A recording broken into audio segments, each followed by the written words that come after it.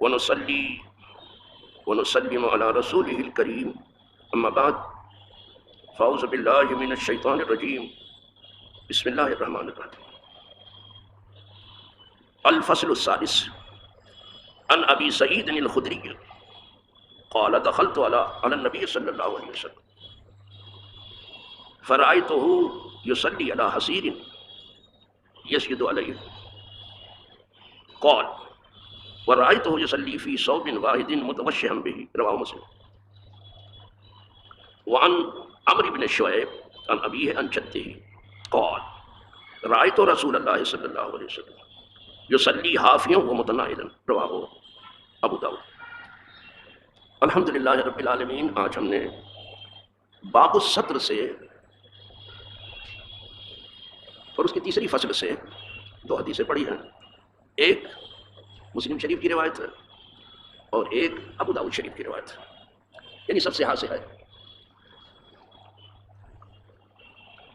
یا پہلی حدیث ابو سعید خدری سے کہتے ہیں کہ میں بارگاہ رسالت میں حاضر ہوا تو میں نے دیکھا کہ حضور چٹائی کے اوپر نماز پڑھ رہے ہیں.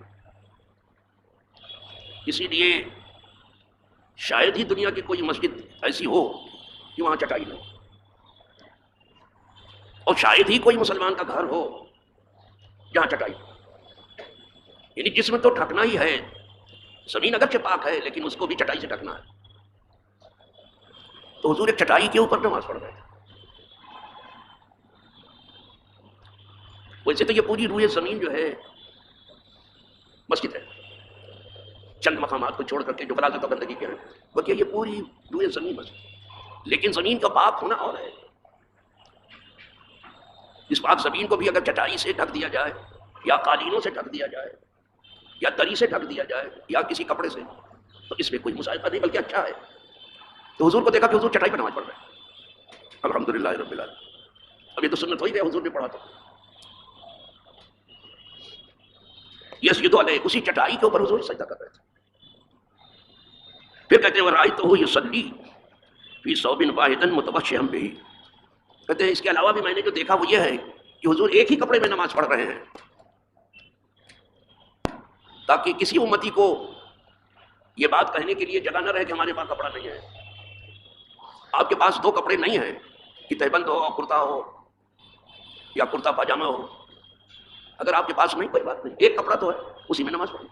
اس ایک کپڑے میں بھی نماز سنت ہے، اس میں آگے آئے گا. بعض صحابہ نے دو کپڑے ہوتے ہوئے بھی ایک میں نماز پڑھی، صرف سنت کی ادائیگی کی. یہ سنت بھی ادا ہو جائے. اس وقت کپڑے کی تنگی تھی، بہت زیادہ تنگی. کپڑے کی تنگی تھی، پانی کی تنگی تھی،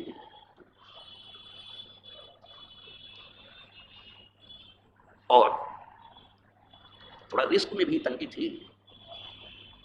لیکن جب تنگی تھی تو وہ توانا تھے، اور جب کشادگی آئی تو سست پڑ گئے. بس یہی ہے، یہ لوگوں کو جو سست جس نے بنایا ہے وہ کشادگی نے بنایا ہے. وہ کچھ کرنا نہیں چاہتے.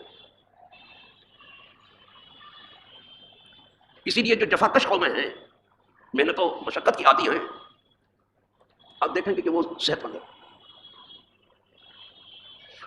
ان کو کسی حکیم کے پاس، کسی طبیب کے پاس، کسی ڈاکٹر کے پاس، کسی وید کے پاس، کسی معالج کے پاس چکر لگانا نہیں پڑے.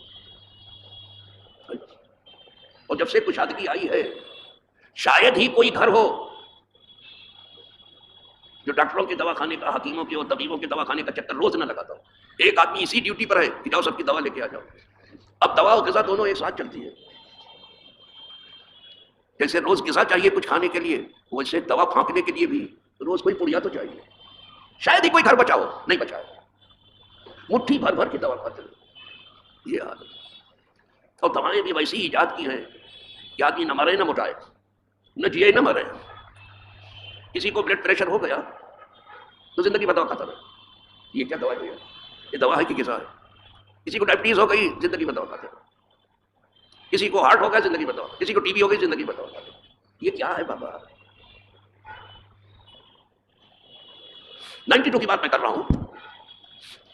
ہمارے گاؤں میں جو 20 گھر کا گاؤں تھا، دھیرے دھیرے جو ہے جب لوگ الگ ہوئے ادھر ادھر تو 20 سے 40 گھر ہو گئے.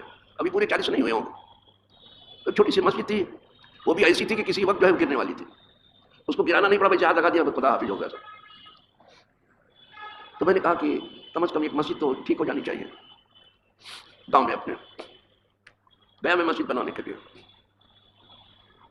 اور مسجد بن بھی گئی ہے، بہت چھوٹی سی مسجد ہے ماشاءاللہ، لیکن ٹھیک بن گئی آپ کی دعا سے۔ شہر کی جو مسجد ہیں جن چیزوں کی ضرورت ہے وہ سب اس گاؤں میں ہمارے مل جائے گا آپ کو سب، وہاں بجلی بھی ہے، وہاں جنریٹر بھی ہے، وہاں انورٹر بھی ہے، اور وہاں ایئر کنڈیشن بھی ہے، پانی گرم کرنے کا آلہ بھی ہے سردیوں میں، اور چونکہ بجلی جو ہے آنکھ مچولی کرتی رہتی، کبھی آتی ہے کبھی جاتی ہے، تو اس طوفان سے لوگوں کو نکالنے کے لیے میں نے کہا سولار سسٹم کر دو، تو سولار سسٹم ہو گیا، تو وہ بیٹری چارج کر دیتا ہے، تو پنکھا تو کم از کم چلتا ہی رہتا ہے، سب کچھ ہے۔ اور مسجدوں کو ایسے ہی ہونا چاہیے کہ وہاں سب کچھ ہو، یہ نہیں کہ کچھ ہو کچھ نہ ہو، یہ ذمہ داری ہے، سب کچھ ہونا چاہیے، تو کسی گھر میں نہ ہو خدا کے گھر میں ہو۔ اب اپنے گھر کی فکر تو زیادہ تر لوگوں کو ہے، خدا کی گھر کی فکر نہیں، کہاں ہم تو روڈ پر نماز پڑھ لیں گے، اگر 8ویں دن ہم آئے بھی یا عید بقرعید کو آ گئے تو روڈ پر، اب روڈ پر بھی منع ہو گیا ہے، اب کچھ دن کے بعد کہیں کہ پانی کا مسئلہ بچا کے نماز پڑھیں گے، پتہ نہیں کیا کریں، بڑی مصیبت ہے۔ تو میں عرض کر رہا تھا 92 میں ہم ایک مسجد بنا رہے تھے، اور مجھے یاد ہے کہ اس مسجد کے لیے برکت کے لیے ایک بار شاید میں نے یہاں اعلان کیا،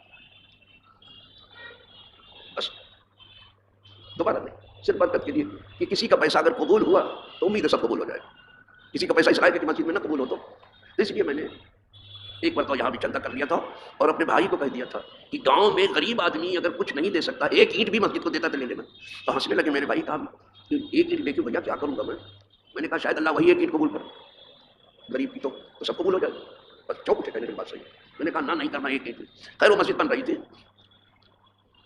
تو ایک ہی بات جو ہے کچھ سرمایہ داروں کو بلا کر کے میں نے کہا کہ مجھے مسجد بنانی ہے، تو لوگوں نے کہا بنا دیجیے، اگر بنا دیجیے، جو آپ بولے ہم دے دیں گے، ہم کا کمال ہے، رقم آپ کی، میں کیوں بولنے لگا، جو آپ کی سمجھ میں ہے، تو خیر جو لوگ 12-14 آدمی جتنا دے دیا کہ مسجد بن گئی اس میں دوبارہ، انہوں نے کہا ابھی بھیج دیں یا شام تک بھیجیں، ہم کہا تمہیں اختیار ہے، ابھی چاہو تو ابھی بھیجو، شام تک بھیجنا چاہے تو شام کو بھیجو، کل بھیجنا چاہے تو ہو گیا۔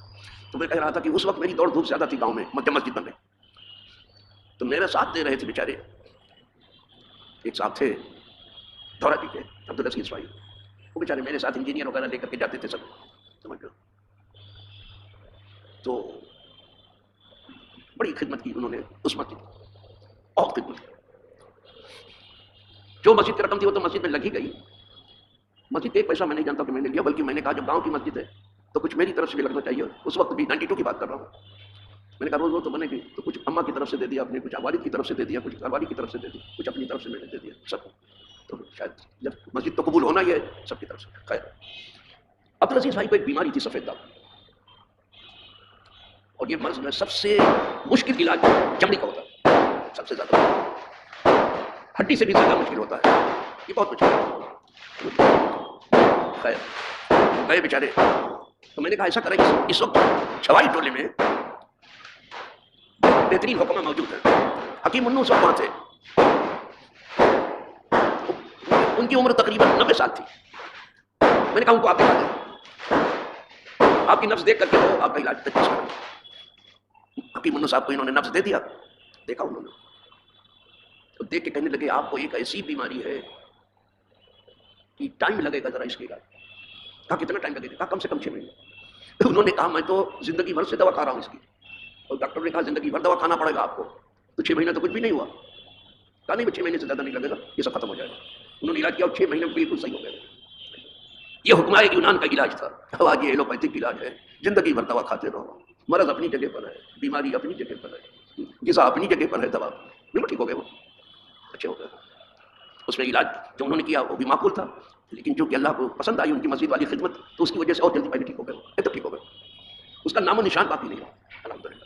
ورنہ جو ہے سفید داغ کا علاج بہت مشکل ہے، سب سے زیادہ مشکل چمڑی کا علاج ہوتا ہے، یہ جلدی سے علاج قبول ہے، لیکن ٹھیک ہو گیا الحمدللہ۔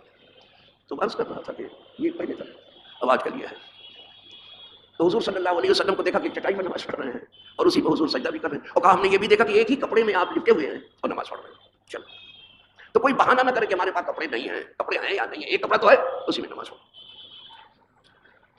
کبھی کبھی تو حضور وہ ایک کپڑا جو پہلے رہتے تھے کبھی بھیگا ہوا رہتا تھا، نیچے سوکھا بھی نہیں رہتا تھا، لیکن نماز ہوتی تھی۔ چلیے صاحب دوسری حدیث سن لیجیے۔ یہ ہے عمرو بن شعیب سے، وہ اپنے باپ سے، وہ اپنے دادا سے روایت کرتے ہیں۔ ان کے دادا کیا کہتے ہیں؟ رائے تو رسول اللہ صلی اللہ علیہ وسلم، حضور کو میں نے دیکھا۔ وہ اپنے دیکھنے کی بات کر رہے ہیں، حضور کو میں نے دیکھا۔ کتنے خوش نصیب تھے وہ دیکھنے والے لوگ۔